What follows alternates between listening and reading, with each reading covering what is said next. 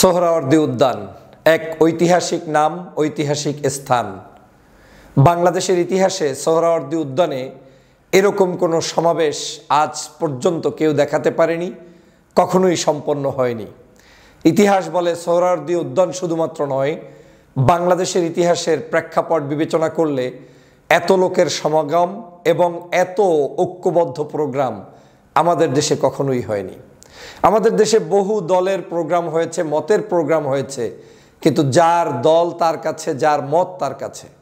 এই প্রথম স্বাধীনতার পরে বাংলাদেশের সকল মহলের, সকল মানুষের উপস্থিতিতে একটি ঐতিহাসিক সম্মেলনে রূপান্তরিত হলো এবং সেই স্থানটি আমরা দেখলাম সোহরাওয়ার্দী উদ্যান। সারা ঢাকার রাজপথ, অলিতে গলিতে কোনো জায়গায় তিল ধরনের ঠাঁই ছিল না, কোনো বিশৃঙ্খলা ছিল না।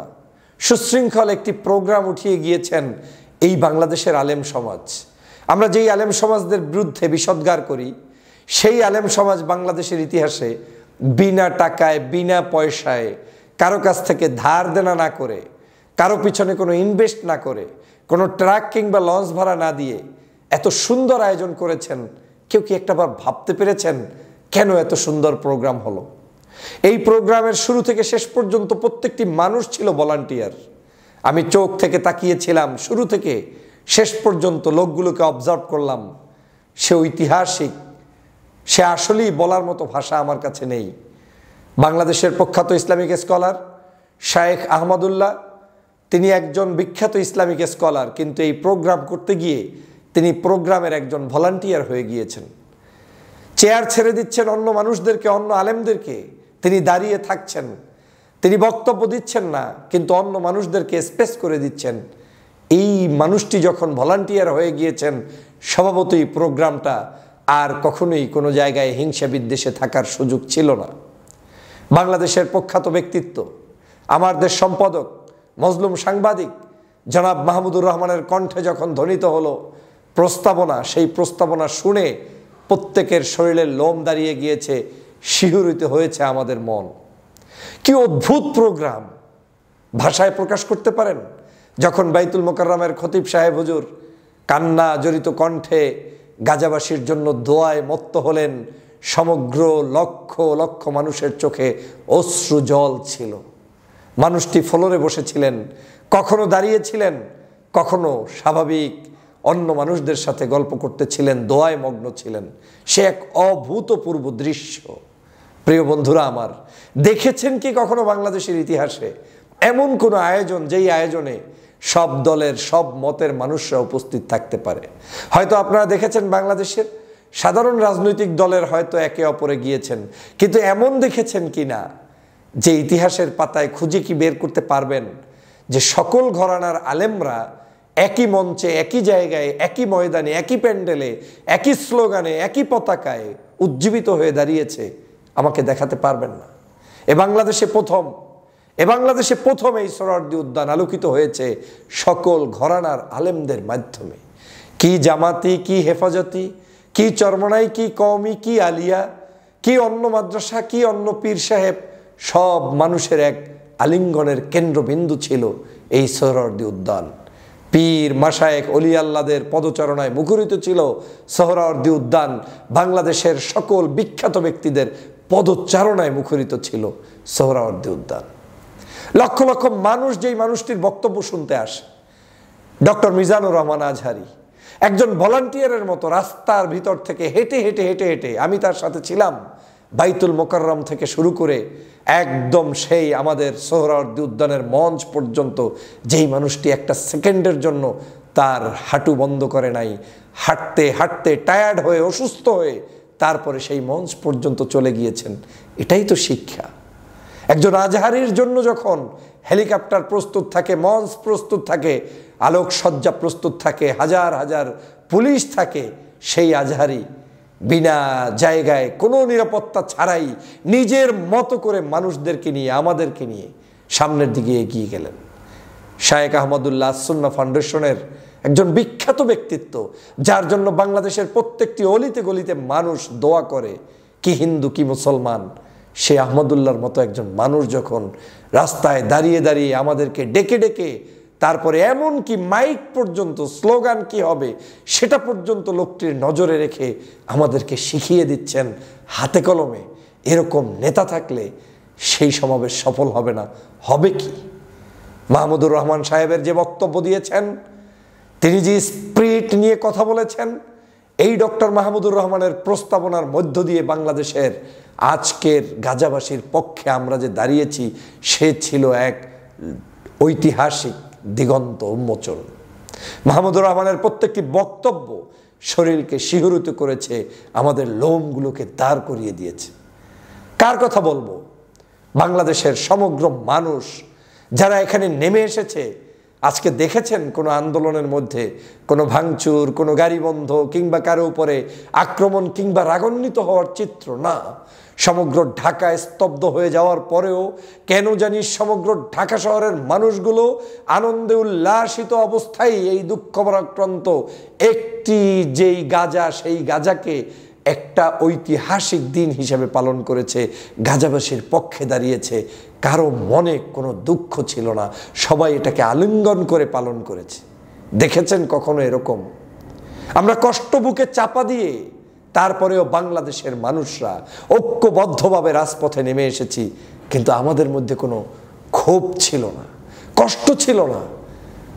অনেক সাংবাদিককে দেখেছি, একজন হিন্দু ভদ্রমহিলা, তিনি সংবাদপত্রে চাকরি করেন, তিনি তার অভিব্যক্তি ব্যক্ত করতে গিয়ে বলেছেন, ঢাকা শহরে এত বড় জ্যাম হওয়ার পরেও মানুষের মধ্যে কোনো বিরক্তের ছাপ ছিল না।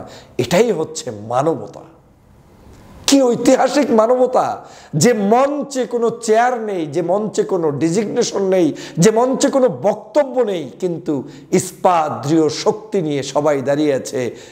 চরমনায়ের আপনার শায়েখের চরমনাই একদিকে দাঁড়িয়ে আছে, বাইতুল মোকাররমের খতিব একদিকে দাঁড়িয়ে আছে, ঝালকাঠির পীর আল্লামা খলিলুর রহমান সাহেব দাঁড়িয়ে আছে বাংলাদেশের বিভিন্ন রাজনৈতিক দলের নেতা, বিএনপির নেতারা, জামাত ইসলামের সেক্রেটারি জেনারেল মিয়া গোলাম পরোয়ার সহ বড় বড় জাতীয় নেতৃবৃন্দ। কি অদ্ভুত দৃশ্য দেখেছি! কোন দল আসে নাই বলেন? বাংলাদেশের একটি দল বলেন যেই দলটি আসে নাই। সমগ্র দলের মানুষরা এখানে একাকার হয়ে গিয়েছেন। ছাত্রদের প্রতিনিধি হিসেবে এসেছেন হাসনাত আব্দুল্লাহ সহ অগণিত মানুষ, যাদের কথা আর ভাষায় প্রকাশ করতে পারবো না। আমাদের ভলান্টিয়ারদের মধ্যে এক একজন বিখ্যাত শায়েখরা ছিলেন ভলান্টিয়ার।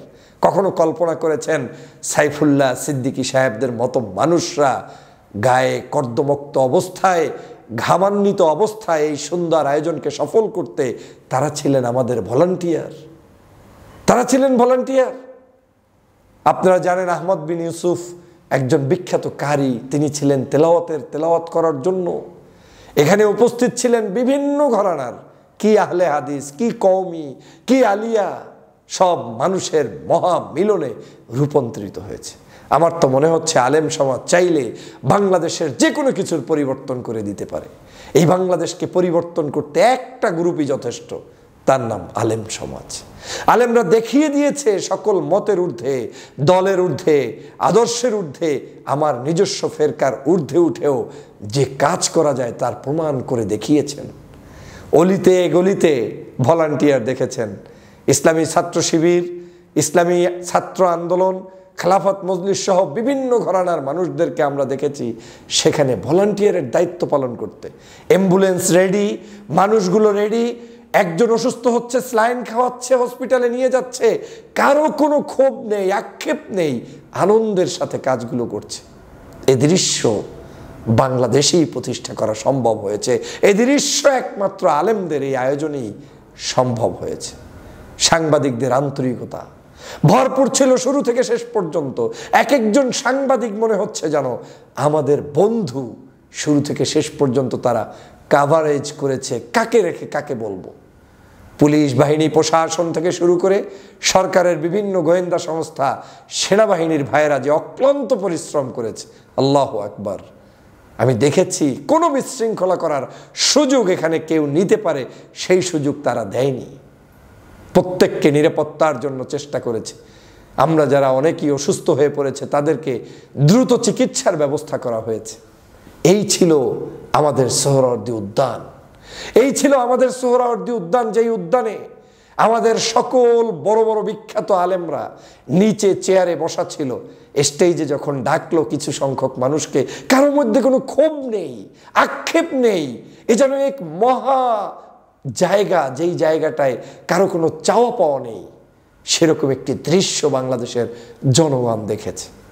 কি বলবো বন্ধুরা আমার, আমি যখন বাইতুল মোকাররম মসজিদে উপস্থিত হই 12টার 12:30টার দিকে, সেখানে ঢুকে দেখি সব আলেম ওলামা, ইসলামিক স্কলাররা, আমরা সবাই অপেক্ষায়, আমরা মিছিল নিয়ে পায়ে হেঁটে তারপরে সোহরাওয়ার্দী উদ্যানে যাব। সেখানে যে দৃশ্য, সিনিয়র জুনিয়র সবাই একাকার, জুনিয়ররা দাঁড়িয়ে আছে, সিনিয়রদেরকে বসতে দেওয়া হচ্ছে, এবং হেঁটে হেঁটে হেঁটে হেঁটে আমাদেরকে দেখছেন প্রিয় শায়েখ আহমদুল্লাহ। আল্লাহু আকবার। আমি এই দৃশ্যগুলো সকাল সন্ধ্যা আমার চোখের সামনে যতবার ভাসবে আমার কাছে দৃষ্টান্ত হয়ে থাকবে। এই কারণেই মানুষ আস-সুন্নাহকে পছন্দ করে, ভালোবাসে।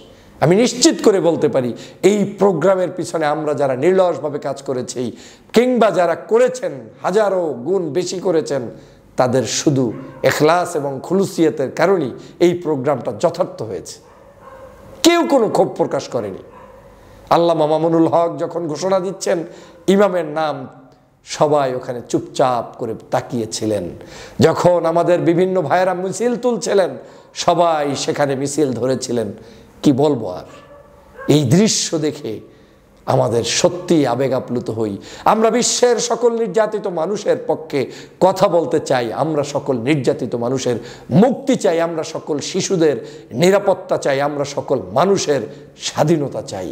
আমরা আর কখনোই নির্যাতিত হতে চাই না, আমরা আর কখনোই অবহেলিত হতে চাই না, আমরা আর কখনোই এই পৃথিবীতে কোনো নিষ্ঠুর আচরণ করতে এবং দেখতে চাই না। আমরা এই ঐতিহাসিক আজকের এই দিনটি আমাদের সামনে বারবার ফিরে আসুক। আমরা চাই এরকম ঐতিহ্যবাহী ঐক্যের মহামিলন হবে, ঐক্যবদ্ধ থাকবো এবং আলেম সমাজ থাকবে। তাহলে আলেমদের কদর এই বাংলাদেশে বৃদ্ধি পেতেই থাকবে। কেউ আপনাকে চোখ রাঙিয়ে কথা বলতে পারবেন না, কেউ না। এত সুন্দর আয়োজন সত্যিই আমাকে আপ্লুত করেছে। রাস্তাঘাটে ঢাকা বিশ্ববিদ্যালয় থেকে শুরু করে এমন কোন জায়গাটা আছে যেখানে 1 ইঞ্চি জায়গা ফাঁকা ছিল না? আমরা হাঁটতে পারিনি। আমরা বহু কষ্টে এখানে উপস্থিত হতে হয়েছে ভলান্টিয়ার ভাইদের সহযোগিতার কারণে। আমি সর্বোপরি মহান আল্লাহর দরবারে সবার আগে এই সুন্দর অনুষ্ঠানের জন্য শুকরিয়া আদায় করছি। সেজদা অবনত চিত্তে আল্লাহর দরবারে শুকরিয়া আদায় করছি। আবারও আপনাদের সকলের প্রতি শুভকামনা।